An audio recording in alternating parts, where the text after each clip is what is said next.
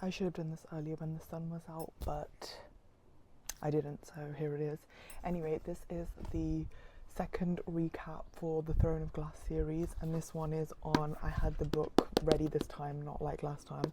This is on Crown of Midnight. So I did a video. It wasn't very good explanation, but I think it just shows like how my brain works, because it doesn't actually work all that well. But I got my notes, so let's go. I'm gonna keep looking down because, to be honest, this story is so complex that you just forget like what happens. At least I do anyway. So I won't take up much more talking time because this is a lengthy one. So we are basically picking up kind of where we left off in Throne of Glass. So Selena has won the battle, or the whatever, the competition, and she's now the king's champion, which essentially means that he tells her, go kill this person, and she has to do it because she's in the contract for 4 years.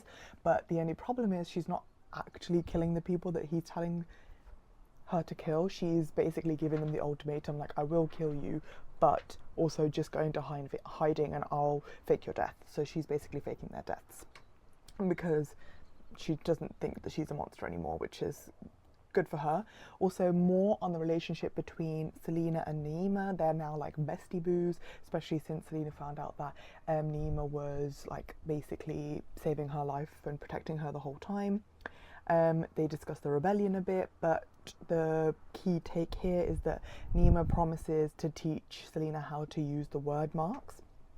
And then we find out that the next person that the king has asked Selena to kill is this guy called Archer Finn, who was a courtesan who she used to know when she was still in her like apprenticing or whatever with the assassin Arobin Hamel.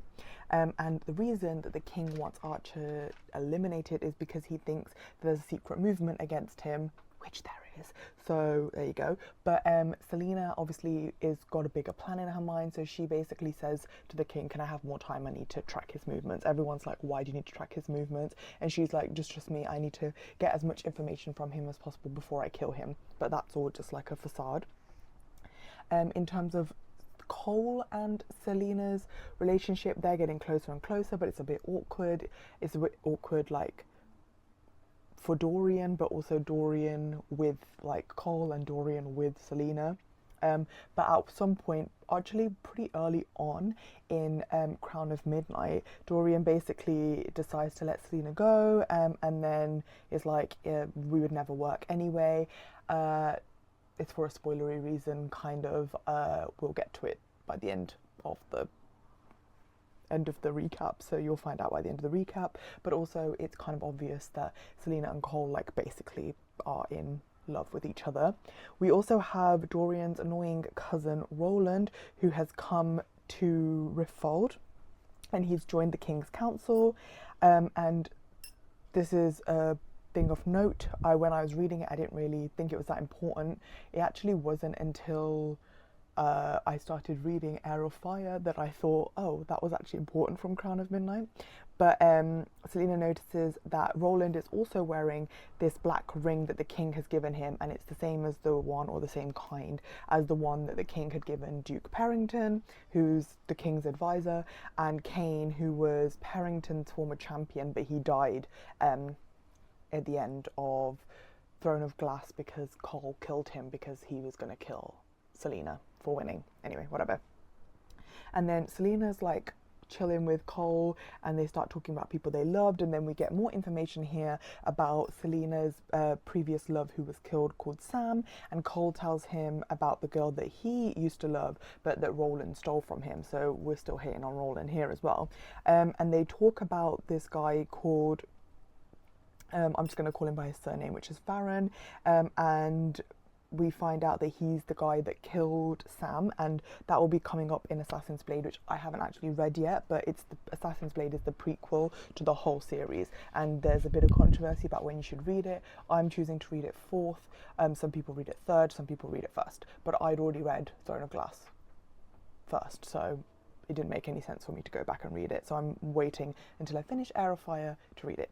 But anyway, so we find out that Farron's actually been dead for 9 months, and Cole tells him that Farron was murdered by Wesley. Now, Wesley was a Robin's like bodyguard or former bodyguard, and he'd basically tried to warn Selena that she needs to getting revenge on Farron was a trap, so like don't do it, and that's the reason why she even ended up in the slave camp Endover in the first place. And then Cole also tells her that Wesley is also dead because he was murdered by a Robin and spiked on the gates of Farron's house. So that's great. And then this is the point where Selena finally lets herself think that a Robin might have been the one who actually betrayed her all this time ago. A quick note on a Robin, as far as I've seen, like from all the 3 books I've read so far, he's always just mentioned, but we've never actually come across him yet. Obviously, I'm sure he will be in Assassin's Blade, but in this current time period, he's not in it. But I also don't really like him. And I think it's also stupid that she didn't consider up until now that a Robin, whatever, might have been the one that like dubbed her in this whole time. Like, come on sis, use your brain, I know you're smart.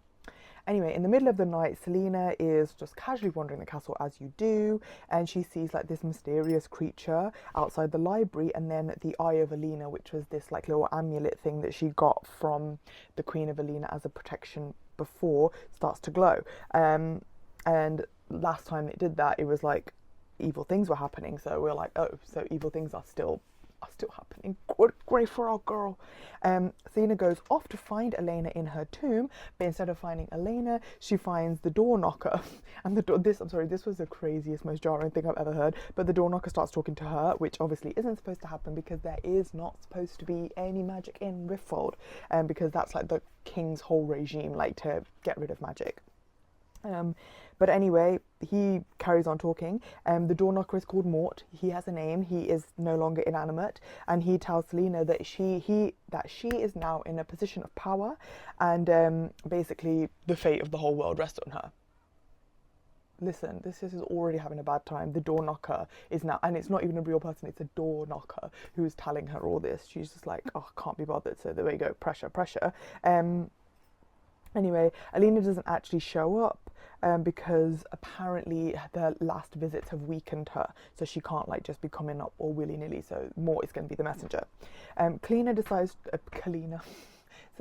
to conveniently run into Archer Finn, which is like part of her, like she has to make it look like, well, she is actually trying to find out information, but she also needs to like make it look like she is going to attempt to kill him, because everybody thinks that she's actually killing the people that she's supposed to be killing. And Cole goes with her because he's like protective and jealous, and Archer and Selena decide to have dinner the next night, and at this point it doesn't really seem like Archer is suspicious at all. Stupid. She is a former assassin. She's still an assassin, even though everybody thinks she's still an assassin, even though technically she's not assassinating anyone. Anyway, whatever. And then Selena also learns that Lady Caltaine, I'm going to call her Girl Katie because I can't say that all the time, she's the one who poisoned Selena on the request of Duke Parrington and maybe the king in the last thing, but then when she tried to tell everyone that Duke Parrington told me to do it, he was like, girl, sis, this girl was stupid. She's hysterical. I did not do that. And so she was then trapped she's basically been like imprisoned. So Selena goes to visit her, and then Katie starts saying some things like basically it sounds like she's going crazy, but if you know, you know, when things like authors don't put stuff in for no reason, so the things she's saying may not seem that coherent, but I'm assuming that they're going to mean something important. But Caitlin says the sounds of wings in her dreams, and she seems to have lost it a little, but Caitlin is basically wondering out loud, but saying it to Selena, that she's wondering why the king and Parrington even brought her to the castle, and she wonders like if it's not actually to marry Duke Parrington but for a bigger purpose, because I think it's also important, I think I will bring it up a little bit later, but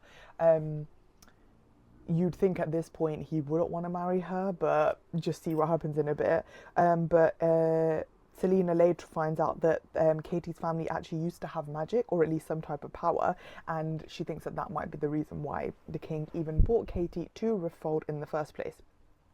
Then the dinner happens with Archer, and it's all great until she tells him, like, yo, I'm actually supposed to kill you. Archer begs for her to spare him in exchange for information about a rebel group who wants to put Aelin Galanthius, who's the heir of Terrasen, back on the throne. And at this point, nobody actually knows that if Aelin's even alive, but some people really consider that she is, because she was supposed to be murdered 10 years ago. Selena decides to give him a month is it a month or to the end of the month, to fake his death and flee the city and give her all the information that she needs. Selena and Archer go to the ball of one of his clients so that Selena can spy, and she breaks into that guy's office, and that's where she finds the riddle that's like, it's only with the eye that one can see rightly, but then the guy, his name is Davis, comes in and stabs her with a poisoned sword. She, obviously, in self-defense, she kills him, and then she runs back to the castle and passes out from the poison, and she goes straight to, or before she passes out from the poison, she goes straight to Cole's room and tells her whatever she can so that he can get a healer to get her healed, which she does. And then she tells him that Davis actually poisoned her with Gorilla, which was the same poison that Farron had used to paralyze her before he handed her over to the king, and the same one that he'd used to kill Sam. When Selena gets better, she goes to the library to search for the creepy thing this girl clearly has a death wish. She finds a hidden door, and it's all creepy and whatever, and the stairwell has paintings of Fae all over it, and the door's locked, and it's made entirely of iron, which is the only thing that can keep magic out. This is a bit of a, I don't actually remember why this is relevant to the story, but I just thought I'd tell you guys. This singer comes to perform at the castle, but she performs songs about magic and fae, which obviously is illegal, so then she gets killed by the guard, but she says she doesn't actually care because her whole family was murdered for having magic, so quite tragic. And then Nima accuses Selena of becoming the king's puppet, and then Selena tells Nima that she hasn't actually killed anyone. So this is the first person she's telling that, oh, I'm not actually committing these murders that I've been told to do. And she also tells her about the riddle and shows her Alina's chamber. So real bestie vibes going on there. They're trying to figure out the riddle, but they can't actually do it. But at last Nima can figure it out. But now Nima can try and help them figure it out. They find an eye-shaped word mark in the wall, and you can only see through it from specific angles, and when they look through it, all they can see is another wall, so suspicious. Selena has to stand guard at the royal ball because she is still technically part of the guard now, and she starts dancing on her own because she's bored, and then Cole comes outside and is like, why have you abandoned your position? And she's like, dance with me, and then they dance, and then Nima and Dorian watch, and this is when Dorian decides to let Selena go, and then Nima tells him that there's something within him that's waiting to get out. And of course, spoiler alert, this whole thing is a spoiler, so you should know, but he's got magic, so the son of the guy who's trying to get rid of magic has magic, so what can you do? Dorian has to sit through his father's council meetings because he's getting more involved in politics, but then he finds out that there's so many slaves in the mines like Andover and Calcula, which I think is where they're keeping the Illy people, and he gets really angry at his dad and the council for allowing the people to suffer, and he starts saying that he could make the kingdom better if he was king. And so he basically explodes with anger after the meeting and blows up a wall. So now it's confirmed this kid's got magic. And then Cole gets Selena a cake.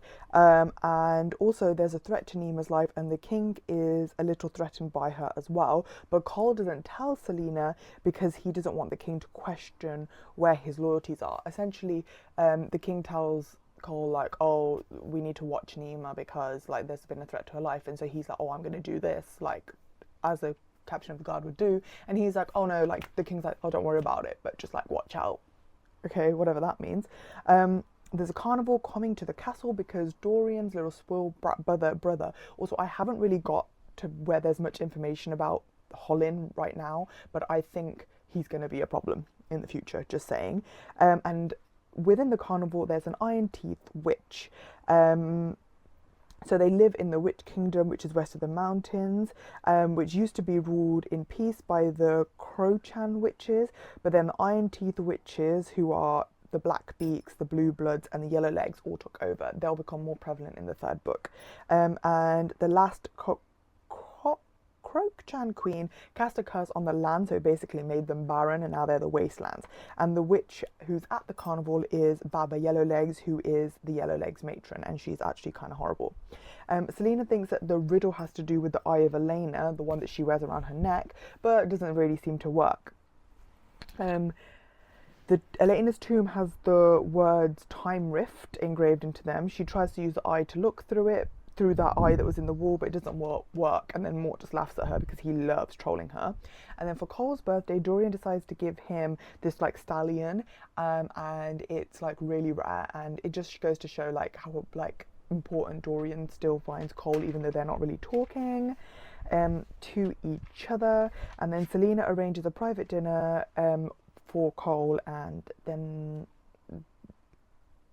they have their little romantic time. That's what I'm going to say with that.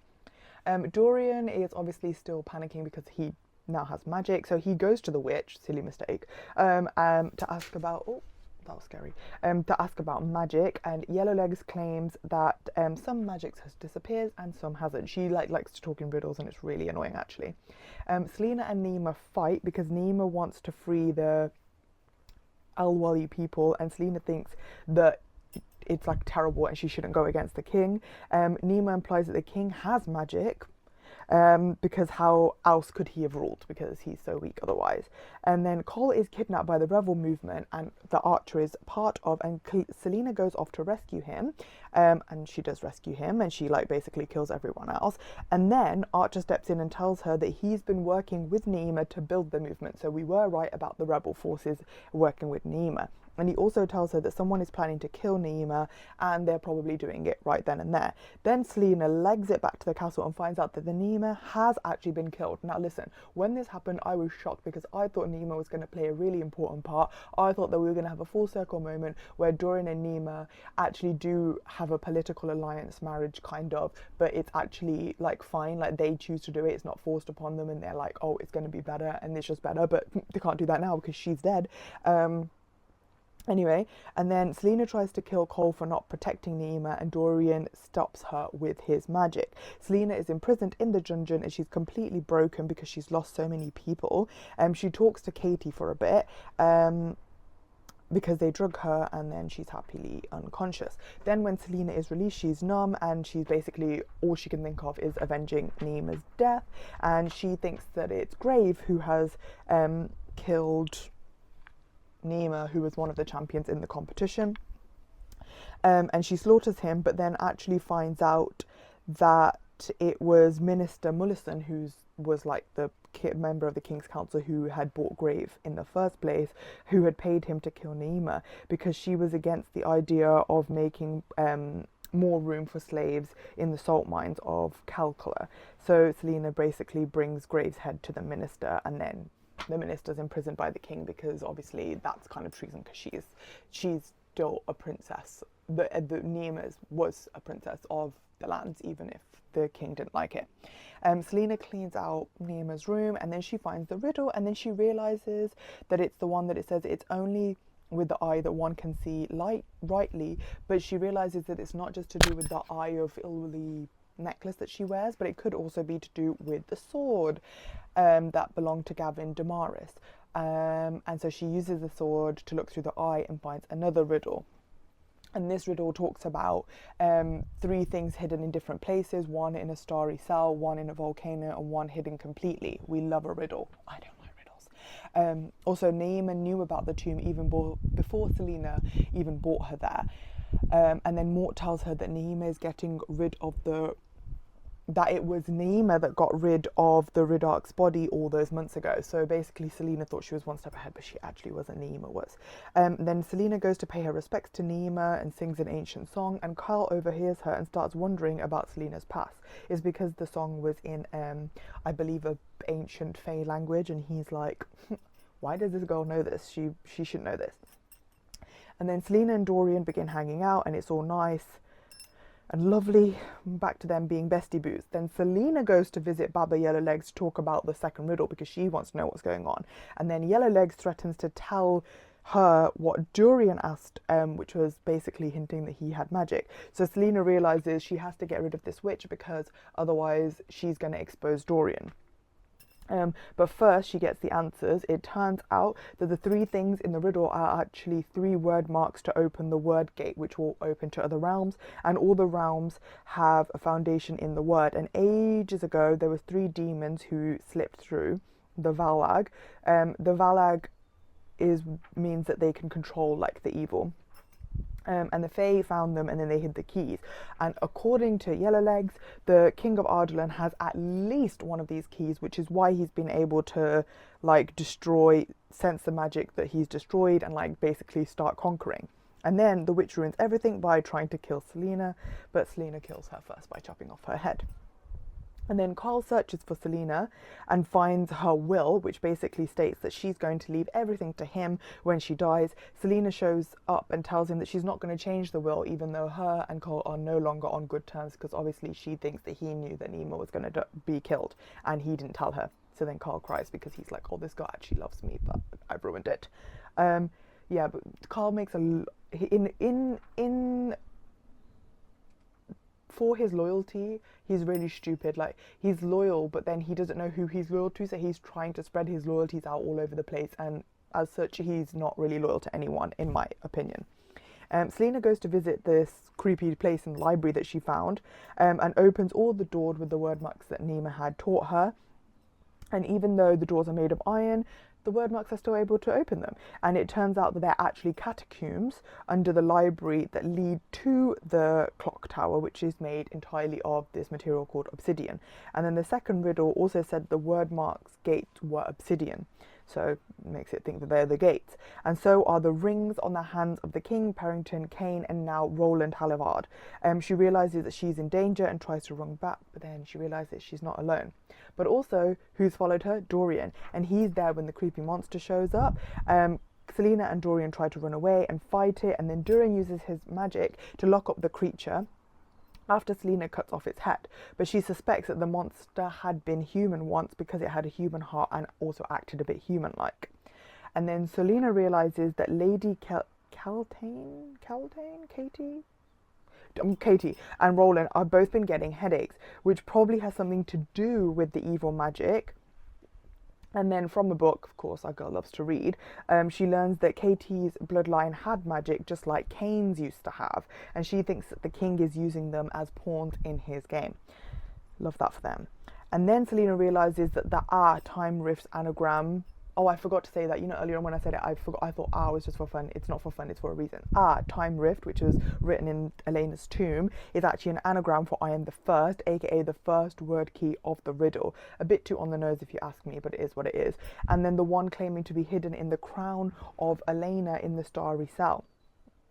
Unfortunately, the word mark isn't actually there anymore, and Mort tells her that the king has it, which they already thought, and that he has had that, and he's had it since he was just 20 years old, and he confirms that the king has 1 or 2 of the keys, so he might actually have another one. I'm assuming the author wouldn't write it for no reason. He probably does have another one. And also that the king has magic just like Dorian. So Dorian is actually, of course, rightfully concerned that he's going to be killed because he has magic, but obviously he doesn't know that his dad has magic, so great for them. Selena is overwhelmed and wants to talk to Naima, so she decides to open a portal to another world. She probably shouldn't do that. Dorian dreams of Gavin, so now he's getting dreams as well, the first king of Ardalan, and warning him about what Selena's about to do. So he's obviously going to have to go and do something about that. So Selena opens the portal and Naima appears, telling her that opening portals is dangerous. Talk about stating the obvious here, sister. And then Selena was the one of her bright lights. What? Oh, Nima says that Selena was one of her bright lights, and then Nima disappears. And then Selena's precious dog, Fleetfoot, I feel like I didn't mention him in the previous recap, but Dorian gives her a dog, basically, and she names him Fleetfoot, is there because Fleetfoot loves Nima. And then, Archer Finn shows up and Selena remembers the note from Nima that told her not to trust Archer. And Archer then tells her that he wants to tell everyone about the word keys before she died. No, sorry, what? Tells everyone about the word key, and then Nima left the rebel movement before she died. Also, it was Archer who made Grave kill Nima, not Minister Mullison. So now we also hate Archer. And then the monster escapes from the portal. Carl and Dorian come to the rescue because Dorian's gone to get Carl, and then the huge monster is attacking Selena and she's hurt. Dorian tries to get her out and Carl battles the monster. The monster grabs Fleetfoot, don't harm this dog, and leaves the portal. Carl goes after them, and then Selena knocks out Dorian and goes after them too as well. So it's like a bit of a goose chase at this point. And in the other realm, because when you go through the portal you go to a different realm, guess what? Selena is Fae. Huh? Yes, you heard that right. And then Selena manages to get them to safety, but after she does that, Selena obviously kills Archer Finn because revenge for Nima. Okay. Afterwards, Selena tells Cole that her great-grandmother was Fae, and she lost her ability to shift from her Fae to her Fae form when the magic disappeared, but she somehow in the other realm could still shift. Carl realizes that as Fae, the glass castle is the most dangerous place for Selena to be, and he forms a plan with his father, who's visiting from Aniel, which says that Selena needs to be sent to the Wendelin to kill the royal family, but actually to keep her safe because that's where the Fae are. In return, Cole will return home and rule Aniel like he was supposed to, but never wanted to. So at the end, Selena promises Nima she will free the Owlie from the king. What? I think so. Yeah, and so she says goodbye to Dorian and then tells Cole about the word keys and the king's bigger plan, and possibly Katie and Roland having the headaches, and she doesn't want to be the only one who knows about them. She also gives him the Eye of Elena to protect him because he's going to be in the glass castle, and then she tells him the date of her parents' death so that he can find out who she really is. After she leaves, Carl finds out that Selena is actually the great-granddaughter of Mab, one of the 3 Fae sister queens, and Selena is actually Aelin Ashvire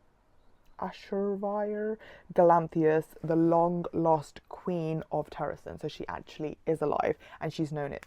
Obviously, she has known it this whole time, but she has been keeping it a secret. Yeah, so that's basically what happens, and then we move on to the next one. So basically, to summarize the whole thing, Selena is the king's champion. She's supposed to stop the rebel movement. She has to target Archer Finn, but she's not actually killing her target, she's faking it. She makes a exchange for sparing his life if he gives her information, but mysterious things are still happening in the castle. Selena finds out that there's still more evil creatures living in the castle library. She has to figure out all these riddles, and the riddles basically tell her that there's these keys to the magic realms and that the king actually may have at least one of them. Dorian also finds out that he's got magic. Cole and Selena are in a fantastic relationship until they no longer are, because Nima gets murdered and Selena blames Cole for not telling her about the threats. She opens the portal to unleash the monster by accident because she wants to kill him, and then we find out that Selena is actually Fae. Archer is the one who actually is the reason that Nima has died, so obviously Selena's going to kill him. And then right at the end, Cole sends Selena to Wendelin, which is the land of the Fae, to keep her safe, but then actually finds out that he's essentially just sent her back to the people that are actually looking for her, because she's actually the long lost queen of Terrasen.